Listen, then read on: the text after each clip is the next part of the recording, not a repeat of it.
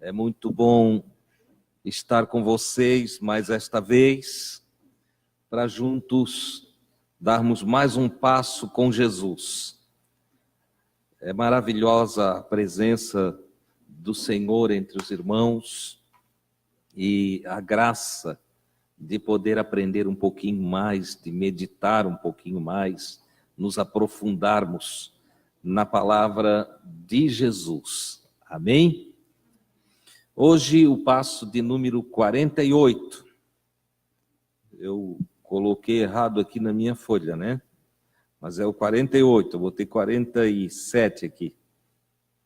Então, passo de número 48 com Jesus. Esse passo nós vamos ver que Jesus continua no capítulo 13 de Mateus. O capítulo 13 ele traz 7 parábolas. Nós já vimos 3, né? E agora nós vamos ver a parábola do grão de mostarda. Na verdade, tem 2 parábolas que são inseridas por Jesus nesse comentário dele. Essa parábola aqui ainda ele faz com a multidão, para depois ele ir para casa, e em casa ele explica a parábola do joio, que eu juntei junto à parábola e a explicação. Então eu estou retrocedendo um pouquinho agora para buscar aquelas 2 parábolas que ficaram no meio, no texto bíblico elas estão no meio. Eu tirei fora e fiz a sequência diferente para poder falar já da parábola do joio e do trigo e explicando ela, o que aconteceu no domingo à noite.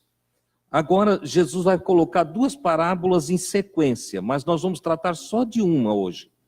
Ela é uma parábola bem pequenininha. Eu estou falando da sequência das 2 porque as 2 parábolas falam, praticamente elas mostram a mesma coisa, só que uma trata da parte interna e outra da parte externa do reino de Deus. Então a que nós vamos tratar agora, que é a Mateus 13, 31 e 32, e também está em Marcos 4, 30 e 31, logo vocês vão ver aí no Data Show, 2 versículos 31 seguido um do outro, não está errado, é que fez a junção de Lucas 13, 18 e 19, então nós usamos o versículo 31 do Marcos e o 31 do Mateus.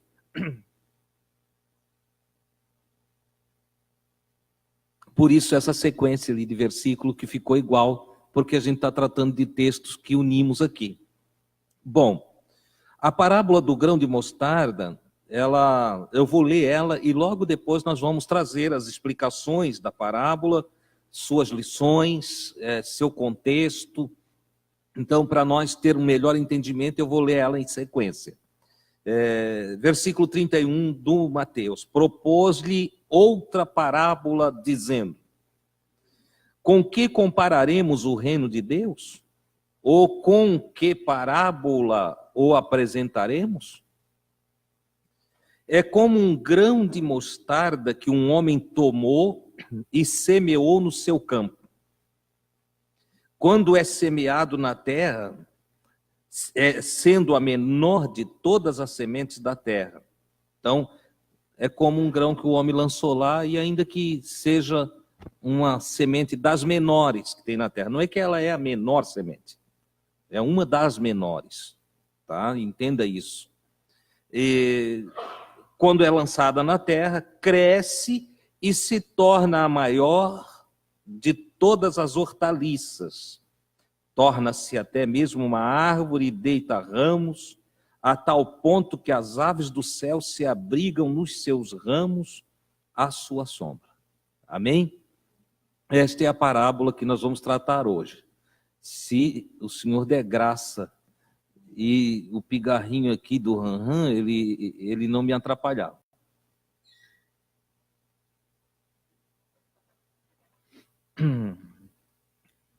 Bom, o Evangelho de Mateus e, como eu disse, Marcos, Lucas, ele traz o registro, os três registram esta parábola.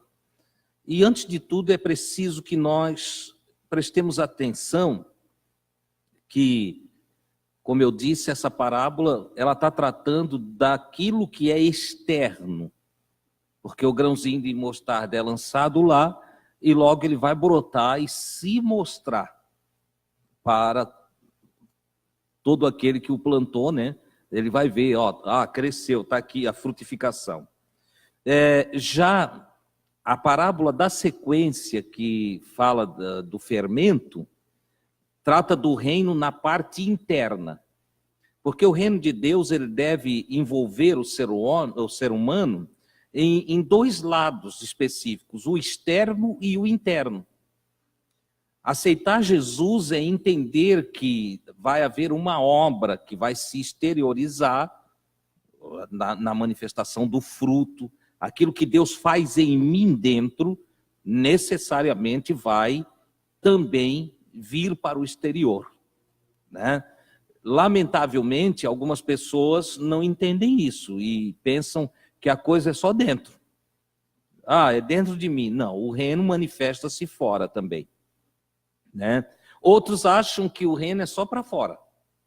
Então não cuidam do lado de dentro. E tem todo um exterior bem arrumadinho. Jesus tratou de um caso semelhante quando chamou os religiosos, fariseus e saduceus, de sepulcro caiado. Ele mostrou a qualidade da vida deles, era só uma amostragem para fora. O sepulcro caiado é pintadinho por fora. Agora vai abrir ele, é horrível, né? Então, Jesus falou dessa vida que acontecia assim. Bom, dito isso a respeito das duas parábolas, nós vamos para o significado, tá? Eu destaco aqui também, porque muitas vezes você talvez já ouviu falar que o grão de mostarda é o menor grão, que o texto dá a entender isso, que é o menor grão, mas não é verdade. Existem outras sementes bem menores do que um grão de mostarda, né? E o que ocorre aqui é que a cultura daqueles dias, o que eles tinham na horta deles, tinha como a menor semente o grão de mostarda, para eles, no usual deles, certo? Jesus faz esse destaque quando fala, ou ao menos o evangelista coloca como a menor semente, tratando da cultura deles, certo? Daquele momento deles lá. Tá, o significado da parábola do grão de mostarda. O que Jesus está ensinando nessa parábola do grão de mostarda é uma clara comparação entre a pequena semente de mostarda e o reino dos céus.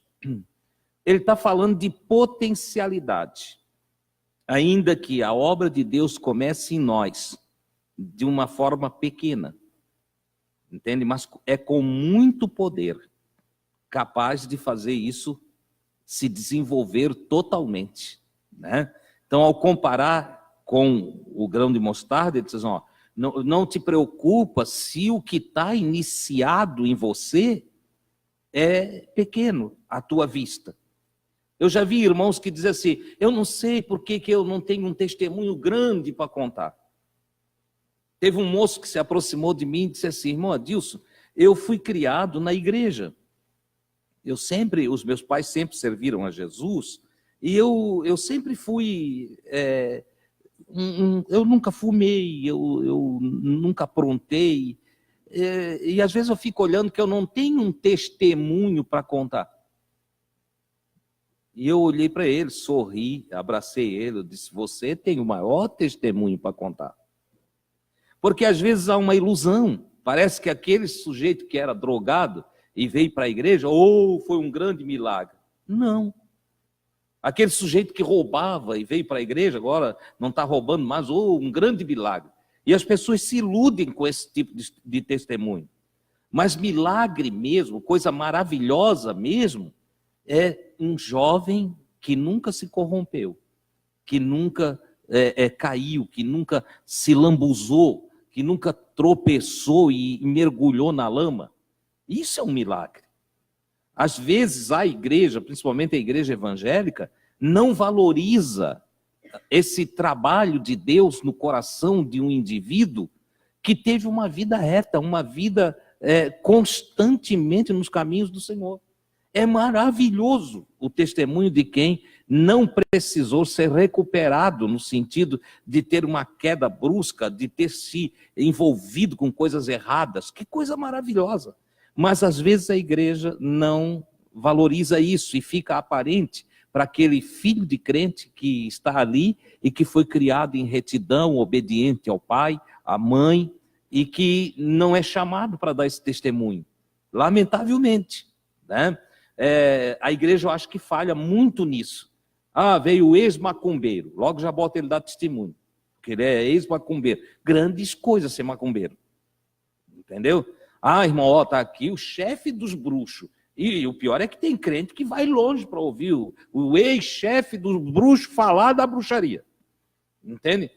Não, e não há beleza nisso. Há beleza quando vem um homem e diz, olha, Deus tem me dado graça, eu tenho sido fiel ao Senhor, eu tenho, no processo da minha comunhão com Deus, pela misericórdia do Senhor, irmãos, nunca tropecei, tenho estado em pé, o Senhor tem me guardado. Isso é uma obra de Deus na vida de um ser humano. Nós poderíamos destacar aqui jovens como Daniel e seus amigos que foram cativos para a Babilônia e que tinham esse tipo de testemunho. Um testemunho de comunhão com Deus. Não era um testemunho do ex alguma coisa. Não, é o testemunho de uma frequência, de uma comunhão, de uma intimidade com Deus que se destaca e que se perpetua, porque a memória do justo é eterna. Amém, queridos?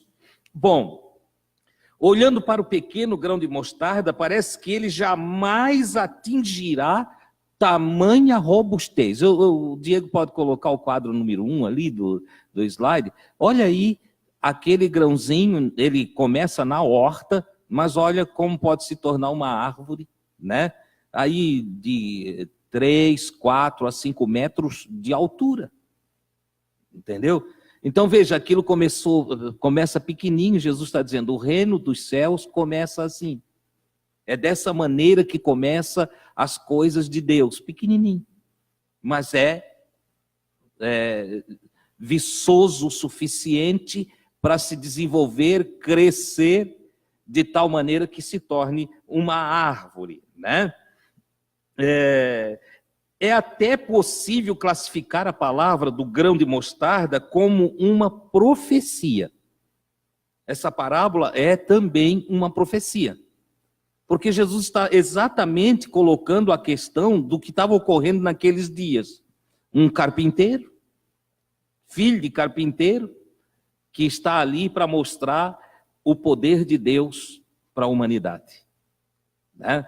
Em uma época que não tinha WhatsApp, não tinha Facebook, não tinha nenhum meio de comunicação como televisão ou jornal, estava ali uma sementinha, um ser humano para desenvolver em meio à humanidade a glória da renovação da vida. A realização da salvação de Deus. Então Jesus está dizendo, não estranhem, porque está falando lá para eles, não estranhem de o reino dos céus se manifestar para vocês pequenininho. O carpinteiro, filho do carpinteiro, criado em Nazaré, nascido em Belém, a aldeiazinha de Belém, né, de Judá. Não estranhe que Deus tenha trabalhado através dessa simplicidade, através desta pequenez. Entendeu? Porque esta semente de Deus, esta semente do Senhor, conforme já tinha profetizado o profeta Ezequiel, no capítulo 17, versículo 23, que diz, no monte alto de Israel o plantarei, e produzirá ramos e dará fruto e se fará um cedro excelente. O cedro, agora sim, uma árvore das mais altas, e habitarão debaixo dele aves de toda a plumagem, à sombra dos seus ramos habitarão. É uma profecia, também através de parábola, falando de Cristo, aonde todos que querem a salvação se abrigam para descansar. Olha que coisa extraordinária. Então, Jesus basicamente está repetindo essa profecia de Ezequiel 17. Também as palavras que foram ditas a Nabucodonosor, rei de Babilônia, em Daniel capítulo 4 e versículo 12, onde também vai haver uma parábola que o Nabucodonosor ali na parábola passa a ser uma árvore onde as aves se aninham, falando de povos, falando de multidões que vinham e dependiam dele. A parábola do grão de mostarda aponta isso exatamente. Olha, o reino dos céus está começando devagarinho. Imagina, né? Eles não sabiam nada que nós sabemos. Eles estavam ouvindo Jesus de primeira mão e eles não sabiam, porque nós temos a história de Cristo. 2000 e poucos anos de história. Eles não estavam ouvindo naquele momento. Aí imagina, como diz o profeta Isaías, ele não tinha parecer nem formosura, era um homem simples. Um homem de dores, experimentado nos trabalhos, e que está dizendo que Deus enviou ele para ensinar coisa nova para a humanidade. Para fazer mudanças na mente, no coração, e transformar a alma, e libertar cativos. E aí você imagina alguém que nunca tinha visto Jesus, fica olhando para ele. Né? Provavelmente um jovem, cabelo comprido, barba comprida, né?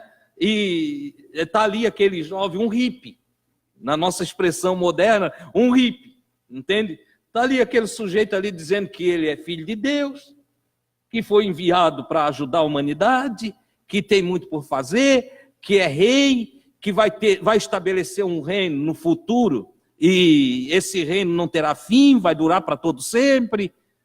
Imagina quantas pessoas olhavam para Jesus e diziam, olha, é doido. Esse aí é muito doido. De onde vem esse louco aí? É o que eles faziam, irmão. Porque para nós hoje está tudo mistificado. Você entende? Para nós já está tudo mistificado. Jesus é Deus, Jesus é o Filho de Deus, nós já estamos, Jesus tem poder, Jesus faz. A nossa mente já está preparada, trabalhada para aceitar isso. Mas a mente deles não. Imagine eu chegar aqui, hoje à noite, e dizer assim, olha, meus queridos, eu sou o Filho de Deus. Sou filho de Deus, e o Pai me enviou para orientar vocês. Imagina. Eu disse, ficou caduco, ó. O Adilson está doidão. Veja que até os irmãos de Jesus saíram para prender ele. Mas aí ele começa a falar para os seus discípulos, para a multidão, mas mais precisamente para os discípulos entender. Diz, olha, não olhe as aparências. Um grãozinho de mostarda lançado na terra germina, brota, cresce e se torna árvore.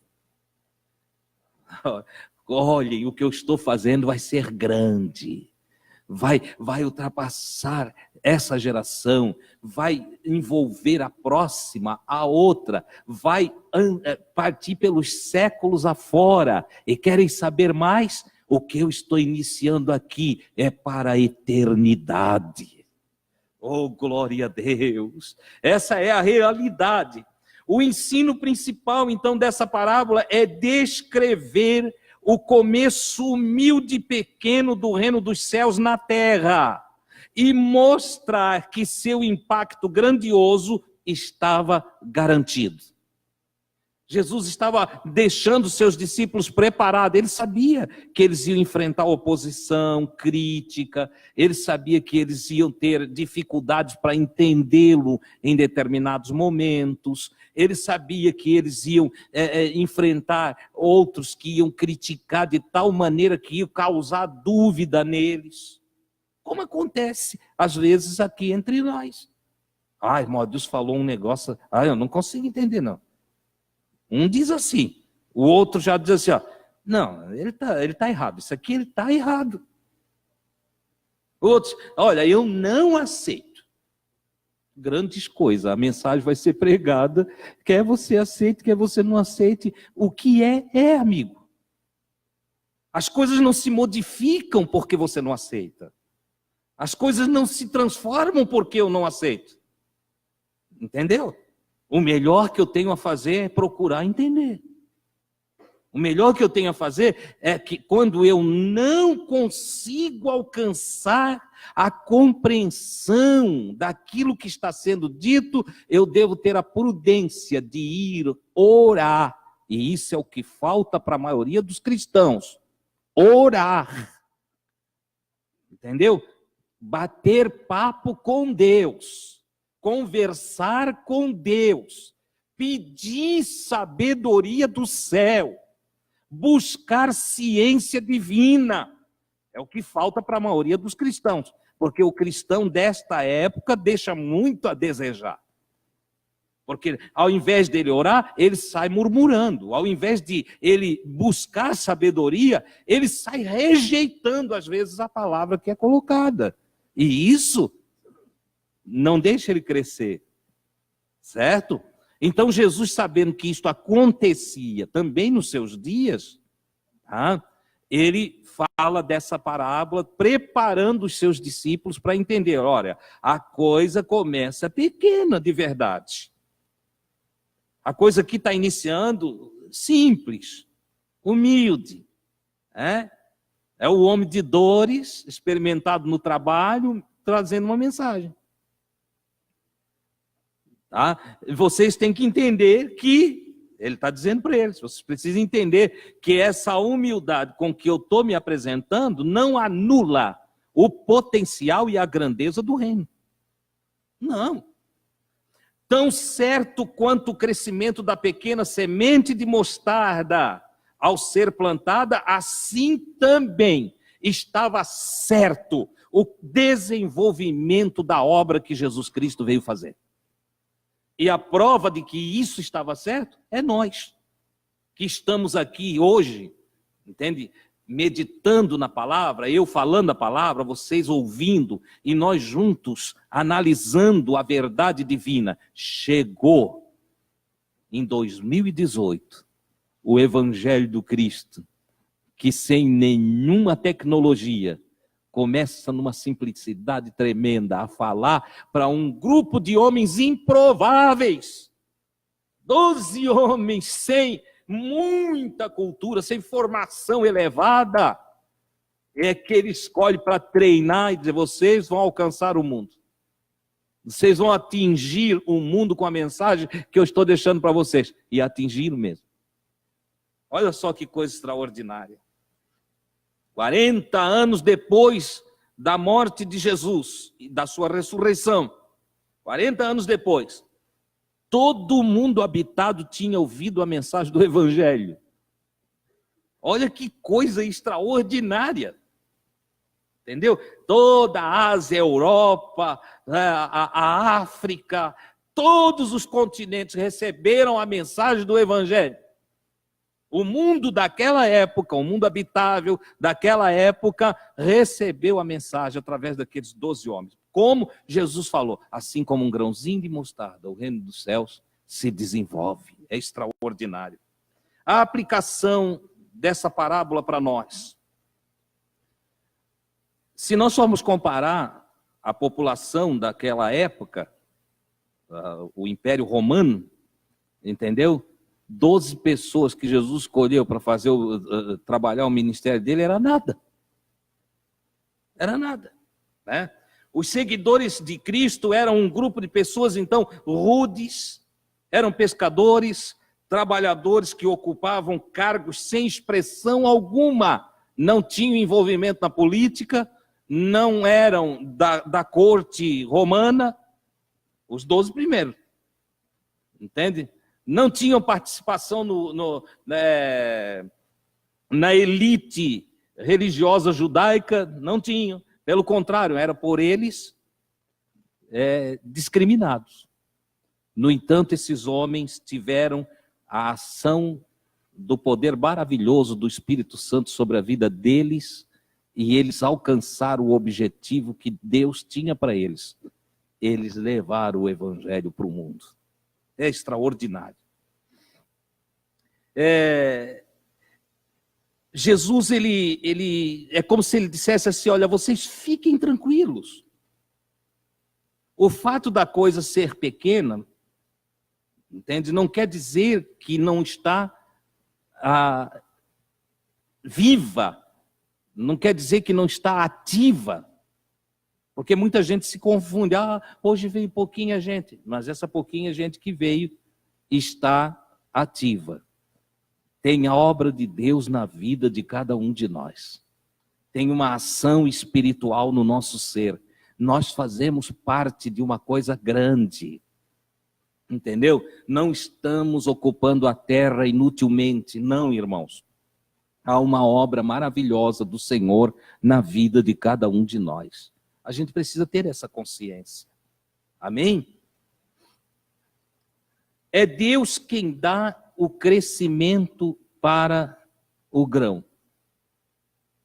Nós já falamos disso em outra lição, né? A lição da semente, nós já falamos disso. Citei até Paulo que disse, olha, eu plantei, Apolo regou, mas é Deus nosso Senhor quem dá o crescimento. A ação de poder na nossa vida para que o reino se estabeleça em cada um de nós, não é uma ação de esforço ou de poderio humano. Não. O nosso esforço é sim manter a comunhão com Deus, buscar o conhecimento, ter uma vida de oração, isso cabe a nós, entende? Mas a ação de desenvolvimento e crescimento espiritual, para que haja cada dia mais entendimento e revelação da parte de Deus por nós, é uma obra de Deus que se realiza em nós. É Deus quem dá o crescimento. Em tratando-se da igreja na sua totalidade, nós também podemos dizer que não cabe a nenhum obreiro. Não é o irmão Adilson, ou o irmão Jair, ou o irmão Márcio, o irmão Charles, que faz a igreja crescer. Não. Quem agrega, quem reúne, quem faz desenvolver é Deus.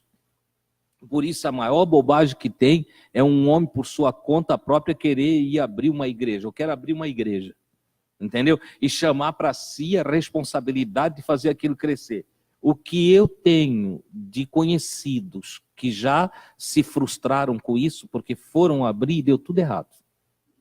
Às vezes até mesmo dentro da própria congregação tem aquele que quer ocupar um lugar sem ser chamado. Ele acha que está pronto. Eu quero dizer uma coisa para vocês, quando o homem acha que está pronto, quando ele acha que está pronto, ele só está provando que não está. Se você olhar na Bíblia, todos aqueles que Deus chamou, eles não se achavam prontos. Todos os que Deus chamou. Deus chama Moisés, Deus chama Abraão, Abraão tem a maior dificuldade em fazer, porque tinha que deixar a parentela. Ele teve que levar uns tropeços na vida para aprender a entrar no plano divino corretamente. Né? Nós vamos desenvolver, chega mais ali na frente, Deus vai chamar Moisés, o Moisés diz, eu tenho problema, eu nem sei falar direito, eu sou pesado de língua, entende? Não, como quem diz, Deus, eu não posso ir. E Deus fez ele ir. E assim vai, chega no profeta Jeremias, o Senhor chama ele, ele diz, Senhor, eu sou uma criança, eu sou um menininho, sou novo demais, como é que você é um profeta? E o Senhor então fez com que ele tivesse uma visão, apareceu uma vara de amendoeira, e o Senhor perguntou para ele, o que tu vê? E ele disse, uma vara de amendoeira. Ele disse, então não digas eu sou uma criança, criança não conhece. Criança não sabe discernir vara de amendoeira. Entendeu? Então, o Senhor foi mostrando. Então, não, aquele que quer muito se intrometer na obra, fazer por conta própria, né, ele não está pronto. É incrível isso aqui. Mas aquele que o Senhor faz crescer, que o Senhor vai fazendo ele desenvolver, ele começa até a se esconder, não quer ir, acha que não é apto, pensa que aquilo não é para ele, que aquela obra não, isso não pode ser para mim, não, eu não estou pronto. Esse é o que está pronto. Porque ele não se exalta, ele não se orgulha. Pega um que acha que está pronto, bota ele na direção de algo. Vira um soberbo, entendeu? Não há quem ature ele. Certo? Mas pega alguém que Deus preparou e deixa Deus ir desenvolvendo ele. Ele vai tendo seu lugarzinho. Ele não tem medo de perder o lugar. Só vocês querem assumir o meu lugar? Pode pegar, está pronto. Pode pegar. Pode assumir aqui. Ó. Porque ele sabe que a seu tempo o Senhor o exaltará. Essa é a grande verdade. Houve momentos na história da igreja que parece que a plantinha chamada igreja ia morrer. Principalmente nos primórdios, quando, logo depois da ascensão de Jesus, a igreja foi muito perseguida. Entende? Os cristãos, irmãos, daqueles dias, perderam suas propriedades. Alguns pais viram os filhos sendo jogados aos leões. Algumas famílias eram torturadas, assim, tipo, a esposa na frente do esposo, entende? Eram torturados para que o esposo negasse o nome de Jesus. Enfim, é por causa disso que o Paulo, lá na carta aos Coríntios, ele dá um conselho que é melhor que o homem não se casasse. Ele estava dando esse conselho por causa da condição que eles estavam vivendo naquele momento. Só olha, é melhor a mulher ficar solteira, o homem ficar solteiro. Por que isso? Porque se for para tortura, não vê os filhos. Porque a dor maior é o pai ver o filho ali sendo estraçalhado por leões. Entendeu? Mas diz a história do cristianismo, que algumas daquelas crianças impressionaram até Nero. Porque iam às arenas para morrer e cantavam. Que o Nero esperava ver no semblante deles, da família, uma tristeza, e havia um brilho. Teve alguns que foram liberados, mas não aceitaram ser liberados. O escritor aos Hebreus fala disso. Alguns, pela fé, recusaram a libertação da tortura, do martírio, porque entendiam que morrer por Jesus era a maior glória que podia existir. Uma força inexplicável, um poder que só mesmo vindo de Deus podia dominar aqueles cristãos. Qualquer um de nós, cristão desses dias, se envergonharia diante deles. E se o Senhor não apagasse a história que vai ficar para trás no dia do arrebatamento, nós ainda teríamos vergonha até mesmo dentro do céu, diante deles. Porque já viram as lutas dos crentes de hoje? O meu marido, irmão, não fala comigo já faz 2 semanas. Isso é tortura? Irmão, a minha esposa é muito ruim. Isso aí é a tua tortura? E sem falar do outro que está desanimado e não tá frequentando as reuniões porque perdeu o emprego. Olha aí o sofrimento do cara, perdeu o emprego. É assim o sofrimento dos crentes atuais. Irmão, estou numa luta, por quê? Não, porque o meu filho vai casar e escolheu uma menina que eu não gosto muito dela, não. Já é uma vergonha tu não gostar dela. Te situa. Tu serve a Deus. Então eu só estou mostrando para vocês assim que nós, comparado com os irmãos daqueles dias, que não tinham o histórico que nós temos, que não tinham o testemunho que nós temos, né? Porque tem uma expressão do escritor aos Hebreus que vale muito mais para nós do que para eles.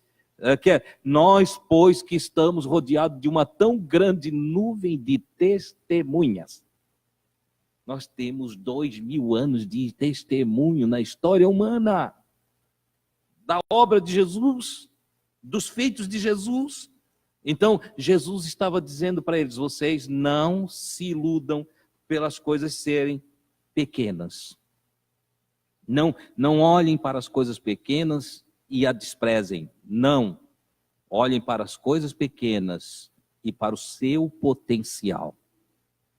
Olhem para as coisas pequenas e tentem enxergar o que aquele grão tão minúsculo pode vir a ser.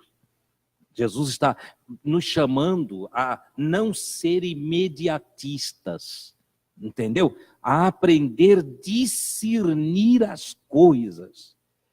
Em outras palavras, tu estás olhando a coisa desse tamanho assim, não reclama, nem acha que isso aí não vai dar em nada. Pelo contrário, essa sementinha, tu deve enxergar ela já pronta, então ela é uma árvore. A sementinha é uma árvore. Lições da parábola do grão de mostarda.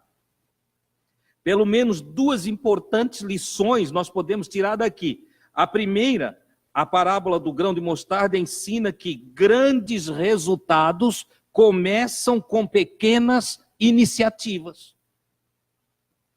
Entendeu? Sabe por que às vezes lá na casa o irmão acha que não dá mais, não tem mais jeito? Sabe por quê? Porque ele não sabe pelo menos iniciar um diálogo. Ele acha que trocar 2 palavrinhas em casa não resolve. Mas Jesus está ensinando que pequenas iniciativas trazem grandes resultados. Às vezes só um pedido de perdão resolve, olha, mas muita coisa. Mas tem pessoa que não. Não, eu não vou pedir perdão. Tem pessoa que para pedir perdão a gente precisa gastar alguns dias com eles. Demoram, querem ter razão. Não foi eu que ofendi, foi ele que me ofendeu. Ei, toma iniciativa. Um grãozinho de mostarda, lança na terra. Uma palavrinha. Entendeu? Um olhar, um oi. Tem rixas que são eliminadas com um oi. Tem coisa que muda por causa só da pessoa olhar e dizer, oi. Mas até isso as pessoas se recusam a fazer. A parábola do grão de mostarda nos diz que pequenas iniciativas podem produzir grandes resultados. Olha a obra de Jesus, olha o trabalho de Jesus. Diferente dos crentes atuais que querem viver pela curiosidade, querem ver coisa, ver. Nós somos de uma geração que aprendeu a assistir TV o tempo todo. E nunca se cumpriu tantas palavras de Salomão em Eclesiastes, que os olhos não se cansam de ver. Ele diz lá, os olhos não se cansam de ver. Os crentes também, a maioria das vezes, estão sempre procurando querer ver alguma coisa nova. Algo novo. Entendeu? Mas a grande verdade é que Jesus estava dizendo para eles, fique com as coisas pequenas. Preste atenção naquilo que Deus está fazendo. Você acordar hoje pela manhã foi uma bênção. Olha que grande oportunidade nos concedeu o Pai de nós nos ajuntarmos aqui mais uma vez. De estarmos vivos. É algo extraordinário.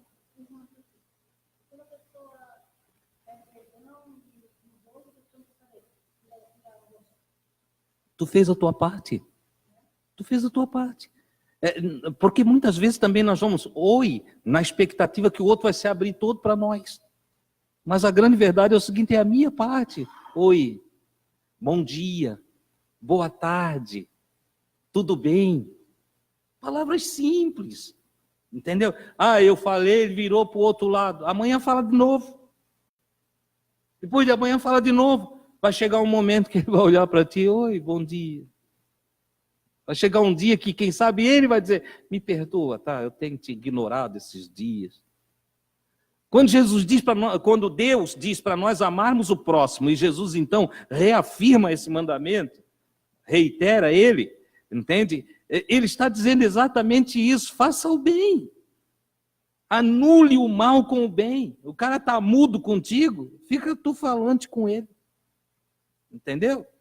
Atue para o bem. Se ele te deixa e vai, e te ignora e não te quer, mas você guarda a sua paz com você. Essa é a grande verdade. Em segundo lugar, a parábola do grão de mostarda ensina que a planta crescerá.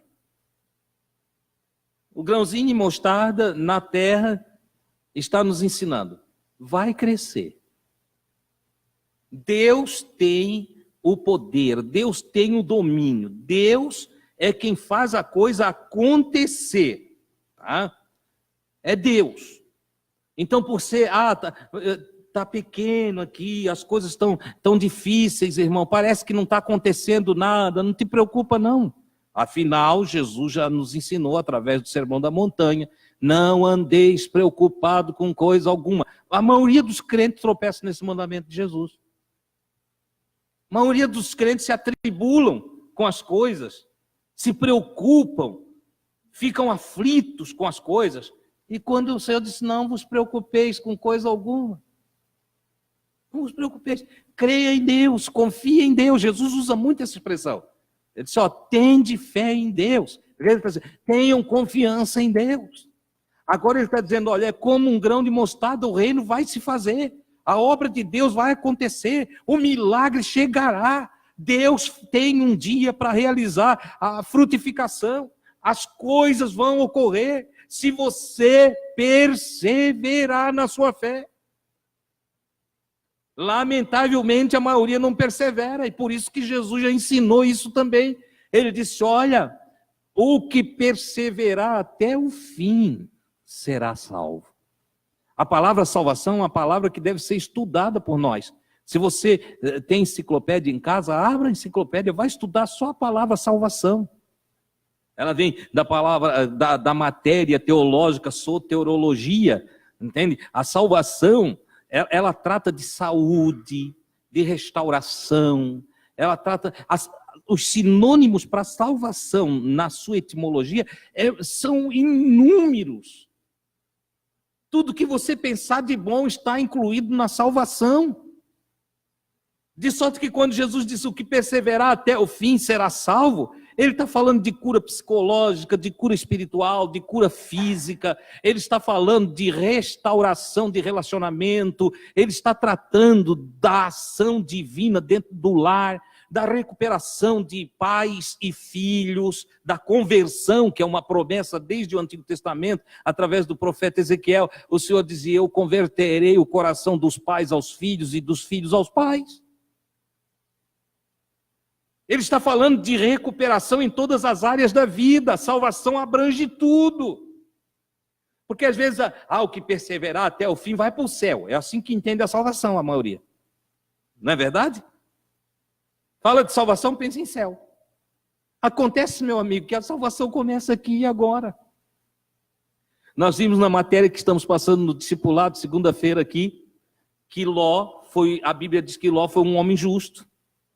Nós estudamos na segunda-feira aqui, no discipulado. Ló foi um homem justo, só que ele foi um homem justo que perdeu a vida. Nós podemos expressar assim, não teve uma vida agradável, uma vida tribulosa, uma vida de perdas, de angústias, de sofrimento, de conflito familiar, de relacionamento mal sucedido, de perda da esposa. Em outras palavras, ele era um justo, um salvo, com a vida perdida. Faltava a abrangência da salvação no todo. O salmista fala dessa abrangência, ele diz, olha, confia no Senhor, faz o bem, habitarás na terra e verdadeiramente serás alimentado, nutrido. Entendeu?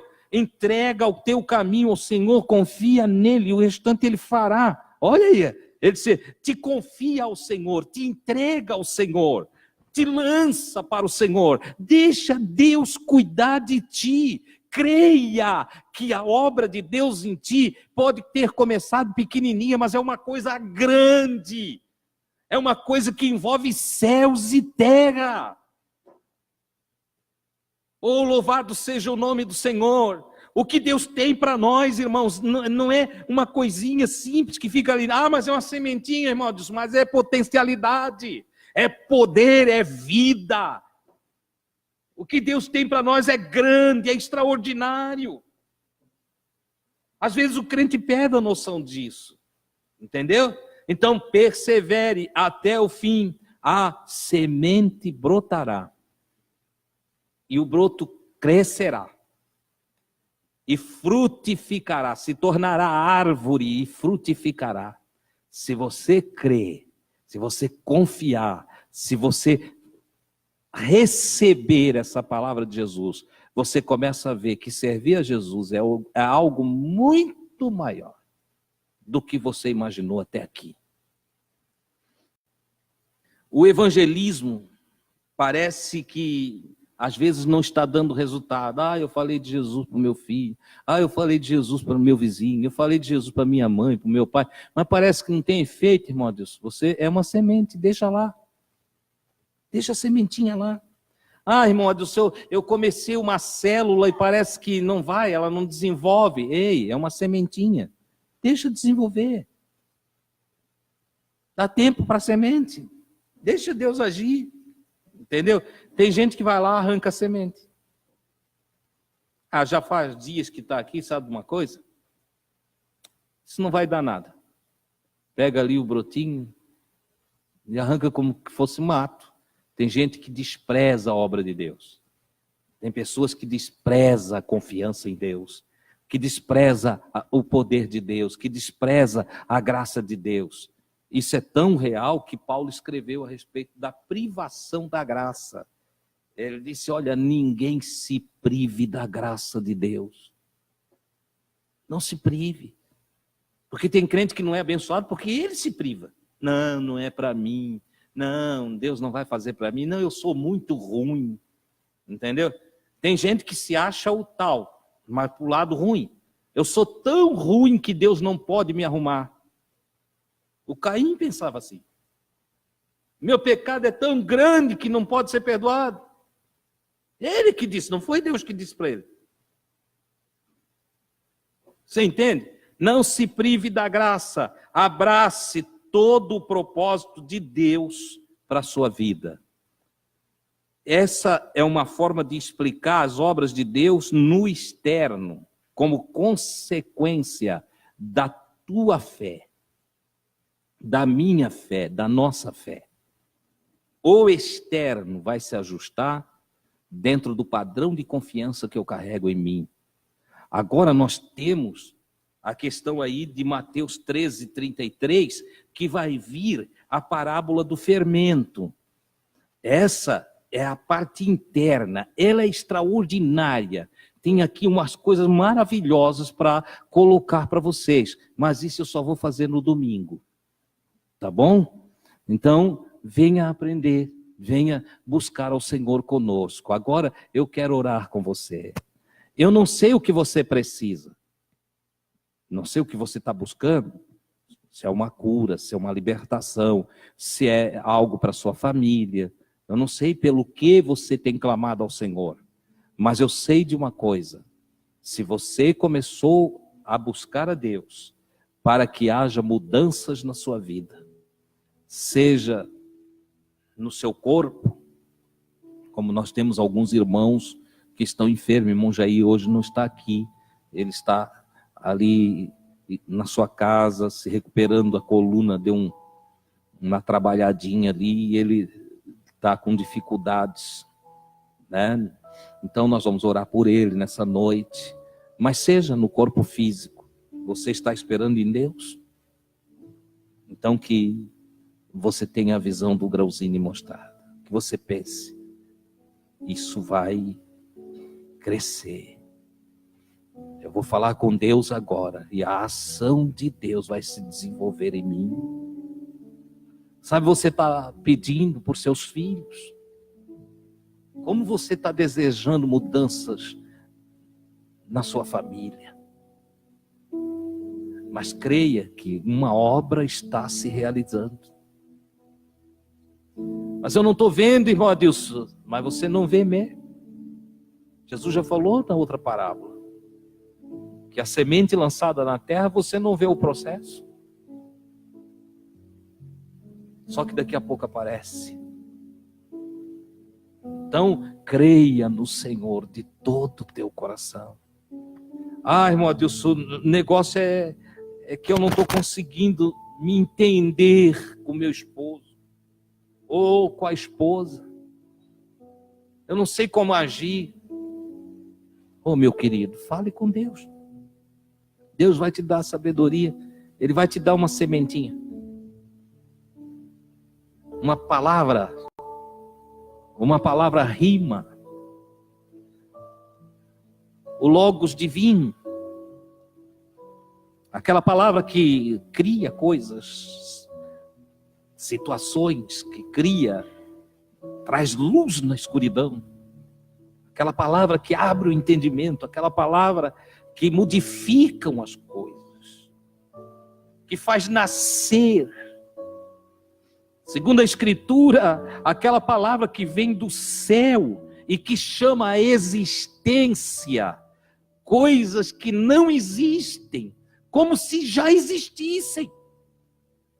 Aleluia! Chama beleza para o caos. Aleluia! Chama água para a terra árida, para a terra deserta. E como não há impossível para Deus, Ele não precisa nem cavar um poço para fazer jorrar água, fontes, nascentes nos vales. Ele pode fazer jorrar água de dentro de rocha. Só para mostrar para nós que o seu poder não tem limite. Então creia de todo o teu coração. E fique com essa visão. A semente virá árvore. O meu pedido diante de Deus vira resposta. O tempo me mostrará. Eu não lanço semente agora e colho mostarda amanhã. Não me informei, não fui ler a respeito do período da produção da mostarda. Não faço ideia. Do dia do plantio até colher pela primeira vez. No momento não faço ideia. Mas para mim também não faz muita diferença. Pode ser 1 ano, pode ser 2, pode ser 3. A verdade é que o agricultor que trabalha a terra e semeia semente, espera com paciência o fruto da terra. Essa é a verdade. Glória a Deus. Eu sei que a obra que Ele começou em nossa vida, em mim, em você, ela dará o seu fruto. Glória a Deus. Eu sei que as promessas do Senhor, nenhuma delas vai cair por terra. Aleluia! Eu sei que posso confiar, Ele não engana. O Senhor não mente. Pelo contrário, Ele vigia sobre a sua palavra para fazê-la cumprir. Esse é o nosso Deus. Então, meu querido, minha querida irmã, você também que está nos ouvindo em casa, confie no Senhor. De hoje para frente, tudo que você tem por expectativa na vida, procure lembrar de um grãozinho de mostarda. Uma sementinha. Jesus falou de mostarda. Você não tem noção do que seja um grãozinho de mostarda? Pode ver uma sementinha de laranja, um feijão. Você pode olhar uma sementinha qualquer, entende? Pense na sementinha e diga: essa sementinha se torna uma planta, uma árvorezinha. Essa sementinha de laranja, na verdade, não é só uma semente, mas é o potencial de um pé de laranja, de uma laranjeira. Olhe para a vida dessa maneira. Eu acabei de falar com Deus. Eu fiz uma oração, é pequena, mas é uma oração sincera. Agora eu vou esperar o fruto dessa oração. Pacientemente esperarei no Senhor, de todo o meu coração. Amém, queridos? Nós vamos orar nessa oração também por Neuza Simas e esposo. É um pedido de oração que vem pelo Facebook. Nós vamos orar pela Lete Silva e Sérgio, que foi acidentado. Também é outro pedido que veio pela rede social. Irmã Elizabeth também pede oração para... Eu não entendi aqui. Dor muscular. Dores musculares. E para seu filho Cauã, que está com resfriado. Vamos orar aqui também nessa noite. Vamos orar pelo irmão Jair. E se você lembrar de mais alguém, ore aí. Apresente-o diante do Senhor. Vamos falar com Deus? O Leandro é um amigo nosso. Está passando por um deserto.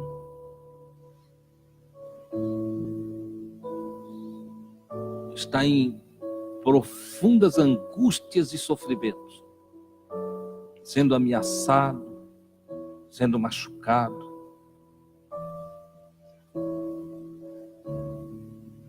sofrendo torturas psicológicas e físicas. E nós não sabemos como ajudá-lo, mas nós sabemos que o nosso Deus pode. Nosso Deus pode intervir. Vamos clamar ao Senhor nessa hora. Pai do céu, eu te sou grato pelas palavras que teu Filho Jesus nos traz, pelos ensinamentos que encontramos no Evangelho. Esse ensinamento maravilhoso, Senhor, que nos mostra que nós não precisamos ver grandes coisas, mas que se crermos e valorizarmos as coisas pequenas, tu és poderoso para nos fazer galgar as coisas grandes. Oh, aleluia! Eu sei, meu Senhor, segundo a tua palavra, que ninguém deve desprezar o dia das coisas pequenas. E que aquele que é fiel no pouco, sobre muito será colocado. Portanto, eu confio em ti, meu Deus. Olho a tua obra na minha vida, na vida de meus irmãos, e vejo como tu, dia após dia, trabalhas de um modo tão maravilhoso, que aperfeiçoa o ser, que nos prepara para uma vida melhor, e nos forma para o teu reino. Obrigado, meu Deus, porque as coisas que tu realizas são tão simples na sua maneira de agir. São complexas porque envolve o teu poder, envolve a tua divindade, a tua grandeza, a tua glória, envolve o teu ser, que nós não temos capacidade de imaginar a grandeza do teu ser. Mas tu ages conosco de uma maneira tão simples. Aleluia! Tu envias o teu Filho com ensino, Senhor, para que todos possam entender. E aponta para uma sementinha, para que nós possamos aprender a potencialidade das coisas. E principalmente, a potencialidade, o poder, a glória do reino, que muitas vezes está oculto em pequenas ações, em pequenos favores, em pequenos abraços, em pequenos olhares, em pequenas palavras, em pequenas atitudes, em pequenas ações para com o próximo. Ali se manifesta o teu reino. Aleluia! Louvado seja o nome do Senhor. Por isso eu cada dia creio mais em Ti, cada dia eu confio mais em Ti, Senhor, porque sei que Tu é poderoso para fazer muito além do que nós podemos imaginar. Crendo em tudo que Tu és, eu também apresento diante de Ti a Lete Silva e o Sérgio, Senhor, que foi acidentado. Peço a Tua ajuda, o Teu favor, a Tua graça sobre o Teu filho, sobre a Tua filha. Oro pela Neuza Simas e o esposo também, Senhor. Eles pedem oração, eu os apresento diante de Ti. Ó Espírito Santo do Senhor, envolve a todos, atrai todos a Ti, Senhor, e que eles possam perceber a Tua manifestação na sua vida. Oro pela irmã Elizabeth, Senhor, que está aqui com dores musculares. Rogo saúde para a Tua filha. Oro também pelo Cauã, que está resfriado. Oro, Senhor, pelo amigo Leandro, nosso irmão, que foi envolvido em uma cilada, meu Deus, e que agora está padecendo, está sofrendo.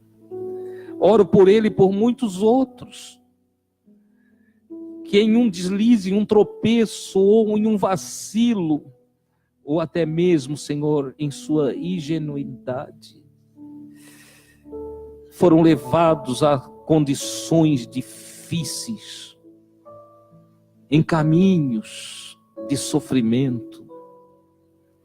Oh, grande Redentor da nossa alma, eu invoco o nome, o Teu santo nome, para que ajudes este filho. Senhor, não sei como podes fazê-lo, não sei como vais agir, mas eu sei que Tu podes. Eu sei que o Senhor é Deus, e para o Senhor não há impossibilidades. Ajuda o Leandro, Senhor. Acima de tudo, Senhor, trabalha em seu coração, fazendo com que a sua alma seja salva, mas salva-o também dos homens maus, dos malfeitores, do ímpio, Senhor, e ajuda este filho a restaurar a sua vida, a voltar ao seu lar, a estar com sua esposa e seu filhinho. Querido Senhor, eu clamo em o nome de Jesus. Clamo por outros que neste momento estão nos ouvindo e estão participando deste momento de oração. Filhos e filhas que estão dependendo de Ti, que estão anelantes por uma manifestação do Teu poder. Cremos em Ti e no santo nome do Cristo oramos nesta oportunidade. Graças